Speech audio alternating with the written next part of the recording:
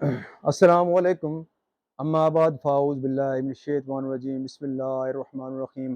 وَإِذَا قِيلَ لَهُمْ لَا تُفْسِدُوا فِي الْأَرْضِ قَالُوا إِنَّمَا نَحْنُ مُصْلِحُونَ أَلَا إِنَّهُمْ هُمُ الْمُفْسِدُونَ وَلَكِنْ لَا يَشْعُرُونَ. وَإِذَا قِيلَ لَهُمْ آمِنُوا كَمَا آمَنَ النَّاسُ قَالُوا أَنُؤْمِنُ كَمَا آمَنَ السُّفَهَاءُ أَلَا إِنَّهُمْ هُمُ السُّفَهَاءُ وَلَكِنْ لَا يَعْلَمُونَ.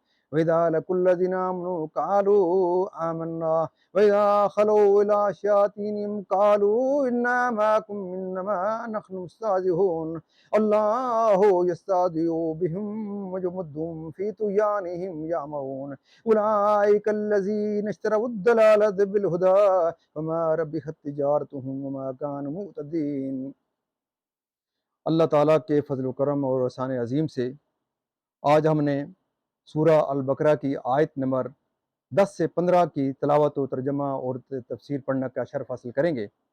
پہلے ہم اس ترجمہ کی طرف جائیں گے. اور جو ان سے کہا جائے زمین میں فساد نہ کرو تو کہتے ہیں ہم تو سنوارنے والے ہیں. سنتا ہے وہی فسادی ہیں مگر انہیں شعور نہیں.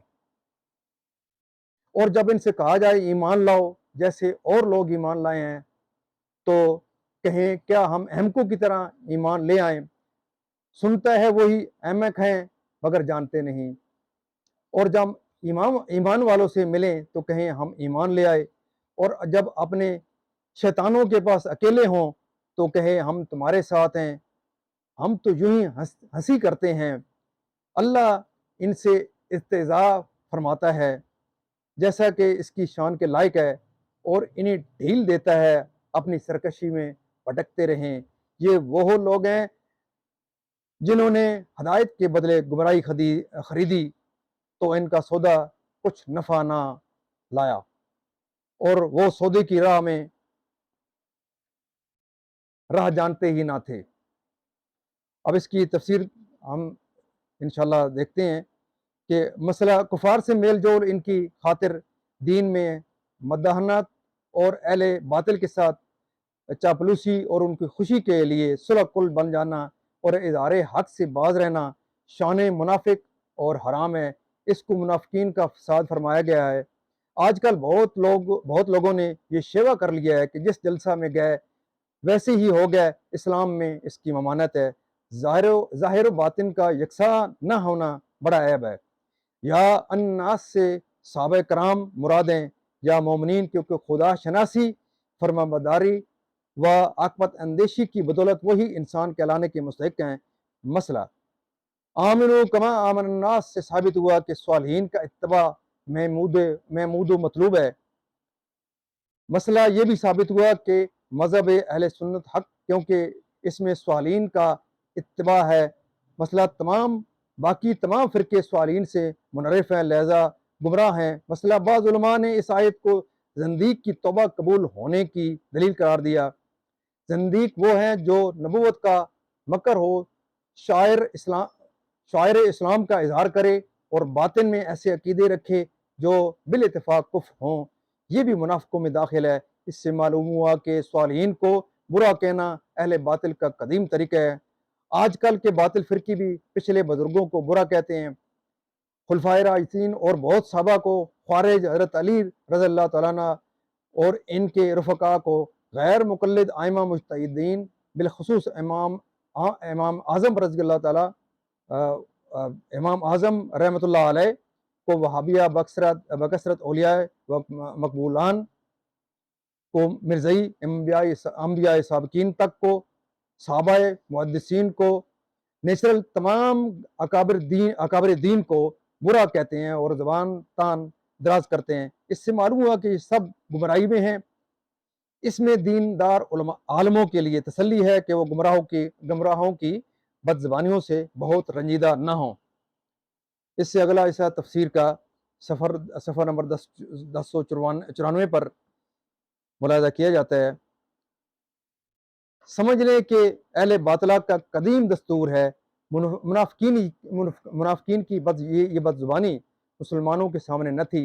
ان سے تو وہ یہی کہتے تھے کہ ہم باخلاص مومن ہیں جیسے کہ اگلی آیت میں ہے، اذا لقوا الذین آمنوا قالوا آمنا، یہ تبرہ بازیاں اپنی خاص مجلسوں میں کرتے تھے، اللہ تعالیٰ نے ان کا پردہ فاش کر دیا۔ اس طرح آج کل کے گمراہ فرقے مسلمانوں سے اپنے خیالات فاسدہ کو چھپاتے ہیں، مگر اللہ تعالیٰ نے ان کی کتابوں اور تحریروں سے ان کے راز فاش کر دیتا ہے۔ اس آیت سے مسلمانوں کو خبردار کیا جاتا ہے کہ بے دینوں کی فریب کاریوں سے ہوشیار رہیں، دھوکہ نہ کھائیں۔ یہاں شیاطین سے کفار کے وہ سردار مراد ہیں جو اغوا میں مصروف رہتے ہیں۔ یہ منافق جب ان سے ملتے ہیں تو کہتے ہیں ہم تمہارے ساتھ ہیں، اور مسلمانوں سے ملنا محض برائے فریب و استہزاء اس لیے ہے کہ ان کے راز معلوم ہوں اور ان میں فساد انگیزی کے مواقع ملیں۔ یعنی اظہار ایمان تمسخر کے طور پر کیا، یہ اسلام کا انکار ہوا۔ مسئلہ انبیاء علیہ السلام اور دین کے ساتھ استہزاء و تمسخر کفر ہے۔ شان نزول، یہ آیت عبداللہ بن ابی وغیرہ منافقین کے حق میں نازل ہوئی۔ ایک روز انہوں نے صحابہ کرام کی ایک جماعت کو آتے دیکھا تو ابن ابی نے اپنے یاروں سے کہا، دیکھو تو میں انہیں کیسے بناتا ہوں۔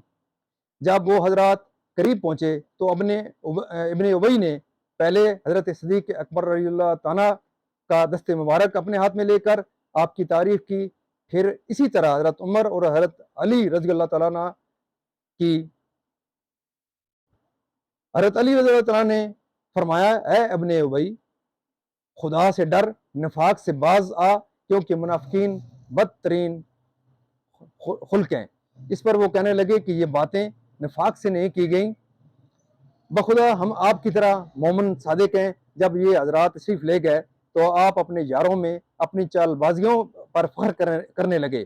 اس پر یہ آیت نازل ہوئی کہ منافقین مومنین سے ملتے وقت اظہار ایمان و اخلاص کرتے ہیں اور ان سے علیحدہ ہو کر اپنی خاص مجلسوں میں ان کی ہنسی اڑاتے اور استہزاء کرتے ہیں۔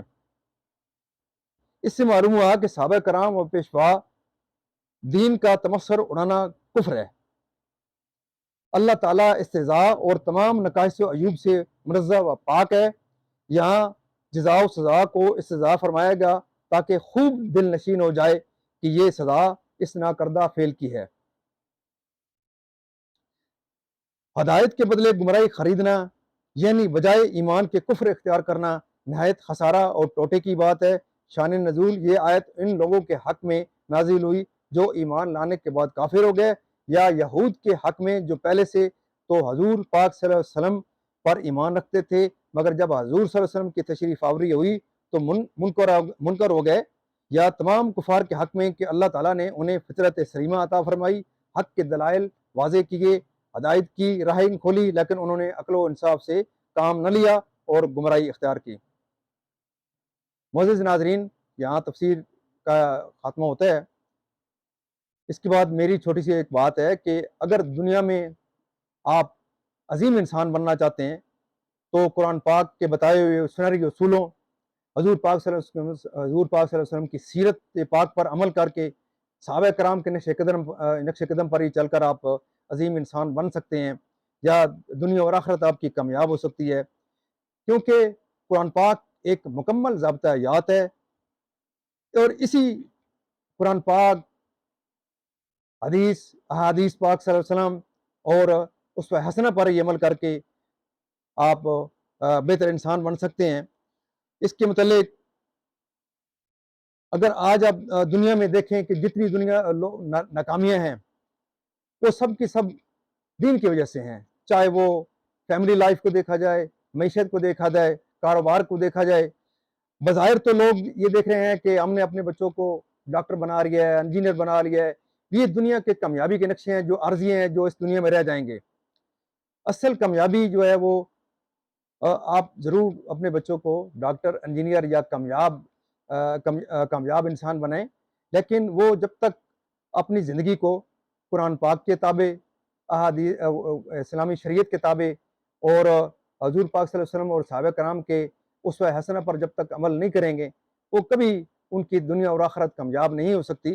اس لیے میری آپ تمام ناظرینوں، غائبین سے یہ درخواست ہے، وہ دنیا اور آخرت کو اگر کامیابی حاصل کرنا چاہتے ہیں تو وہ قرآن پاک کی تعلیمات کے اوپر، حضور پاک صلی اللہ علیہ وسلم کی پاک سیرت، صحابہ کرام کے نقش قدم پر چلنے میں ہی ان کی دنیا اور آخرت کامیاب ہو سکتی ہے۔ اس لیے میری تمام ناظرین سے یہ درخواست ہے کہ وہ میرے اس چینل کو ضرور لائک اور شیئر کریں، کیونکہ اس میں صرف اور صرف قرآن پاک کا ترجمہ اور تفسیر میں بیان کر رہا ہوں۔ اس کے علاوہ کوئی میرا سیاسی ایجنڈا نہیں ہے، نہ میں کوئی اس کے علاوہ کوئی فالتو میں بات کرتا ہوں۔ میرا صرف اور صرف قرآن پاک کے اس پیغام کو پھیلانا ہے، تفسیر اور ترجمہ اور تفسیر کو پھیلانا ہے۔ اس لیے میری تمام ناظرین کے لیے اللہ تعالیٰ کے حضور یہ دعا ہے کہ اللہ تعالیٰ تمام ناظرین کی دلی خواہشات کو پورا کرے، ان کی پریشانیوں کو دور کرے، تمام بیماروں کو جو جہاں کہیں بھی ہیں، اللہ تعالیٰ ان کی بیماروں کو شفائے کاملہ عاجلہ عطا فرمائے، اور تمام مرحومین کو جنت الفردوس میں جگہ عطا فرمائے۔ جاتے جاتے آپ سے درخواست ہے کہ آپ اس چینل کو ضرور لائک اور شیئر کریں۔ میرا یہ چینل صرف اور صرف قرآن پاک کی اشاعت، تعلیم، تبلیغ اور قرآن پاک کا ترجمہ اور تفسیر آپ تک پہنچانا ہے، اس کے علاوہ اور کوئی مقصد نہیں ہے۔ اسی مقصد میں آپ ضرور میرا ساتھ دیں اور اس دین کے سلسلے کو، اس تبلیغ کے سلسلوں کو ضرور پھیلانے میں آپ میری مدد کریں۔ آمین ثم آمین۔